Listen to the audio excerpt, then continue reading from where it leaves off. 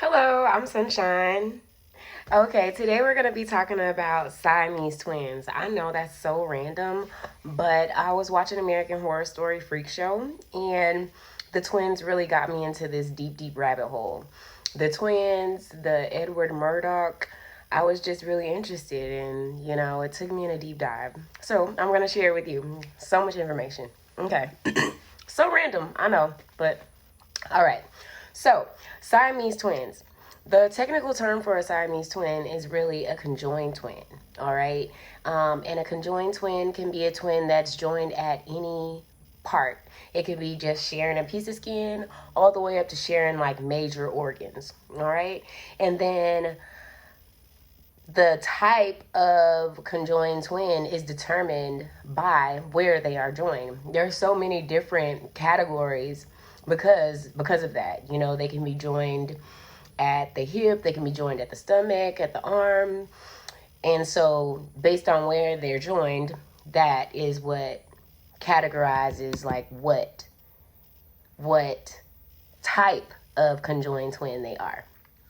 Okay, the way that a conjoined twin is formed is actually still like unknown. The way a twin is formed is like there's one embryo that splits. That's how identical twins are made. So the thought is that basically something messes up in the process of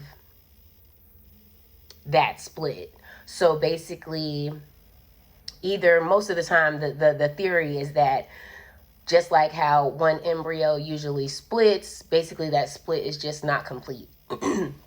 So that's what creates the conjoined twin and determines where that might be. There's no way to prevent having conjoined twins because of this. So it's not considered like something from alcohol syndrome or any type of malnutrition. It's just something that happens. And actually, they say that conjoined twins are 1 in 50,000, which I think is way more than I thought. I live in Dallas where there are millions of people, and I never seen a conjoined twin. So I'm like, are they just out there and I don't know? I don't know.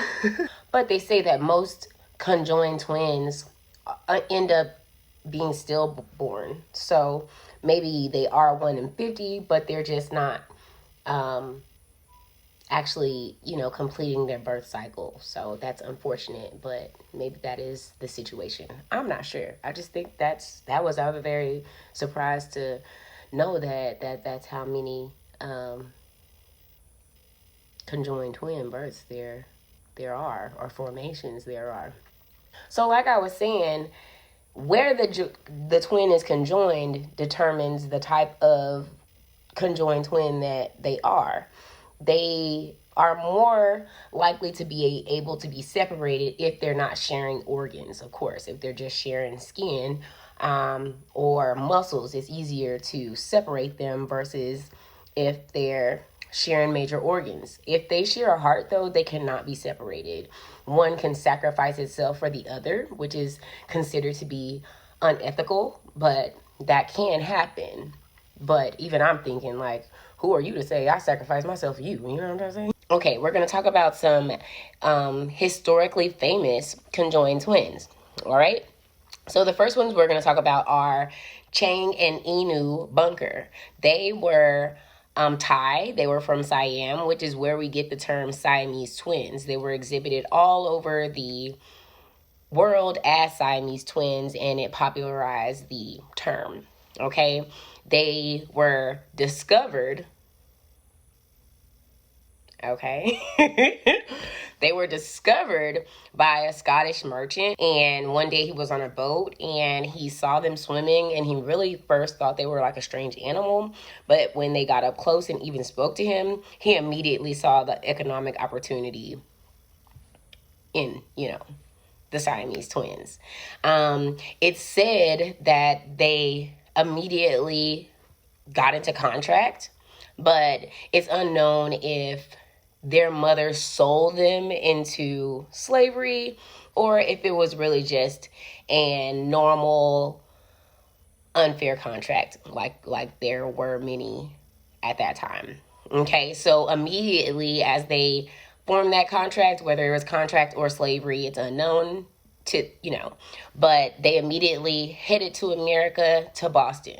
I don't know why America, because clearly the guy was Scottish, but I guess he was like, America is where the money is going to be made.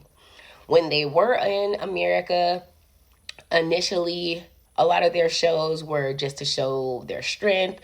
A lot of times they would get nude, which is what I learned that a lot of these freak shows would do. A lot of times they would make these freak show performers get nude to show that it was real and not fake, just a show. Okay, so they would get nude to show that they were actually conjoined. They would do, just different tricks to show their strength. However, over time, they began to have a more dignified show and speak in English and just have conversations with the audience. They were, like I said, it's unknown if they were slaves or just held under strong management. But they came over to America at the age of 17. So they lived a normal life all the way up until they were 17 years old. Their mother said that she had 7 other kids, and she raised these kids up, the Siamese twins, up just like the other ones. She didn't let them have any excuses. So I think that's great. So all the way up until 17, they lived a normal life until they began to show themselves, on exhibit. From 17 to 21, they were being managed.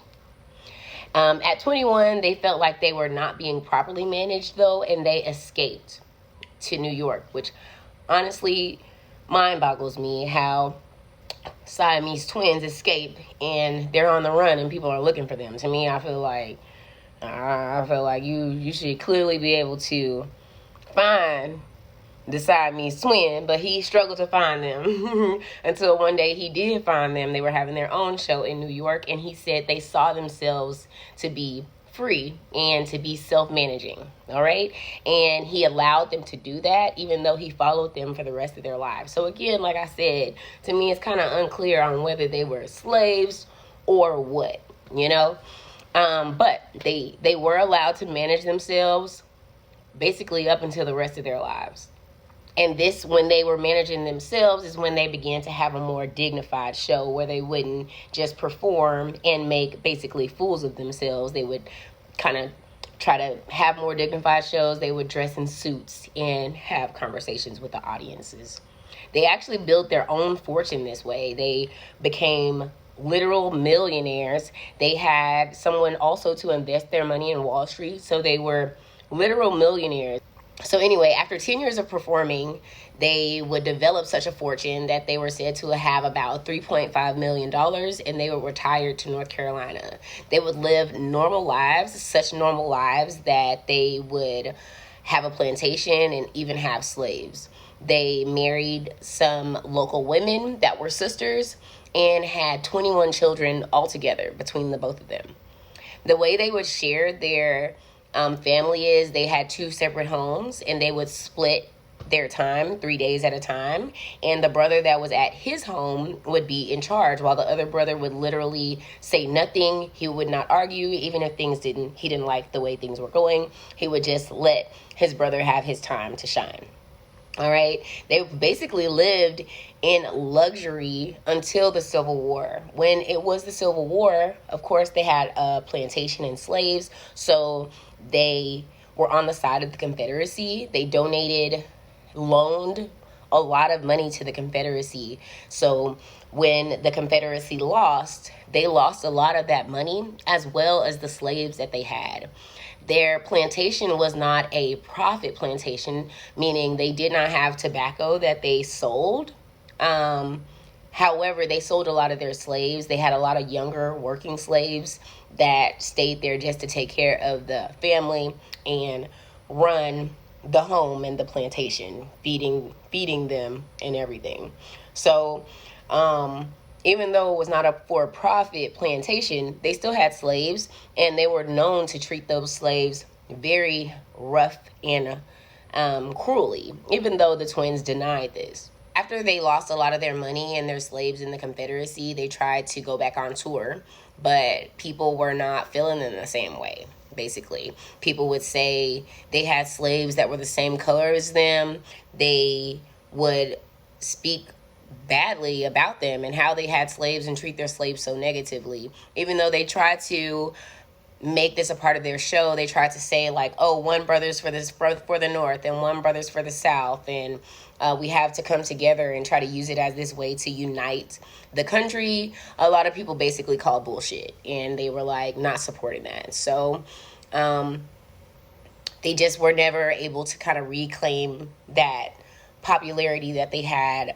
before. So they lost a lot of their fortune. They would say before they had about $3.5 million, but at their death, they probably had about $750,000, which is still not terrible. It's great. They still had all of their land and everything, but it just wasn't the same millionaire status as before. They didn't have the slaves or anything. At the age of 62, Eng would die of bronchitis, and as soon as his brother was told, and I don't know why they would have to tell him, because I would assume he's right there and he would know, but they say that when he was told that his brother died, he was like, I'm following very shortly after him, and yes, a few hours later he would pass away as well. I was completely shocked in the story of Inu and Chang Bunker, because I just was shocked that the Siamese twins would have slaves. They were mismanaged themselves, so I just think that it's crazy that they turned around and had their own plantation and treated the people badly. I understand that it was a part of the culture at that time, but just to know money really can change you, Siamese twin or not, okay? I was just shocked. I'm like, what? So the next famous set of conjoined twins that we're going to talk about are Millie and Christine McCoy. Millie, I don't know how to pronounce it, but I'm thinking Millie and Christine McCoy. They were born into slavery, so on the opposite side of Chang and Enu, but around the same time period, right before the Civil War. Millie and Christine McCoy's mother had other children before them that were normal children that lived normal lives, just and had no problem with any births. So up until she had the conjoined twins. Immediately at 10 months old, they were sold. They were already born into slavery in a city called Whitesville, North Carolina, which says enough on its own. They were conjoined at a 90-degree angle, so they were like side to side, and they would like have to walk in a sideways type of way. They sat specifically 90 degrees away from each other, okay? When they were 10 months old, they were sold immediately, and a man would showcase them, and he had an agreement with their slave owner that they would split the proceeds of whatever showcases he did with them. At about a year after that, they were completely sold to a showman that was backed by a merchant, and so basically it was that same type of way where the showman took them on show, but the merchant is who actually owned them, right? And he made a fortune off of the girls for a while, up until he was bamboozled by a Texas man that told him that he would give them land for the girls. He promised him deeds to some land in Texas for the girls, which honestly, that's what you get, because what kind of sense does that make? Somebody telling you, I promise I got some land in Texas, but we're in North Carolina, and I'm going to send you the deeds, but just give me the girls real quick. So that's his karma. All right? So he basically lost the girls and had to go and tell the man that actually owned the girls what happened. They were basically tossed around for a few years until the man that owned the girls would find them and reclaim them in Britain a few years later. When he would reclaim the girls in Britain, he would just bring his whole family and relocate to Britain. And when he relocated to Britain, he brought the girl's mother with them as well. So and the Emancipation Proclamation would follow shortly after that. So the girls were technically free at that time, but we know that it took a while for people to gain their true freedom after the Emancipation Proclamation. And they were in Britain anyway at the time, but still, they were still being managed, okay? However, during this management, you could say that he treated them well. He gave them an education. He taught them 5 languages. He taught them how to sing and dance. However, this whole complete education was used to basically boost their showmanship, all right? The girls were successful in their freak shows in Britain. They were able to meet the Queen, and they were even on the Bronham Circus, you know? They were successful with their shows all around Europe and America. The girls would sing and dance. One would sing alto while the other sang in soprano, which would allow them to harmonize. As well as they would also be subjected to nudity to prove that their conjoinment was real and not just fake for show. The girls wrote their own kind of like diary memoir that was found and later formed into a book that you can buy. And it kind of gave us some firsthand experiences. And they would say that they were very clumsy, very early in their life. They couldn't walk because of that 90-degree angle. They were kind of back to back. But they said that they slowly learned how to kind of walk sideways, and that actually helped them in their dances. And they created their own specific waltz and so on. The girls actually lived a very, successful life, even though they were put on show and sold early in their lives. Their father was able to buy farmland from the slave owner after the Emancipation Proclamation, and he would give it to the girls. So they would retire at the age of 30 and go back to North Carolina and live on that farm and retire there and live there for the rest of their lives. I think it's so crazy that both of those conjoined twins were tired to North Carolina, and it was during that same time period after the Civil War and Emancipation Proclamation. I think that's just very ironic to me. Very interesting. I wonder if they knew of each other. I didn't see anything about that, but that's very interesting. They would die at the age of 61, so they lived very long, full lives. And on their tombstone, it says, "A soul with 2 thoughts, 2 hearts that beat as one." So I think that's lovely. It seems like they had, a very successful and happy life, for the most part.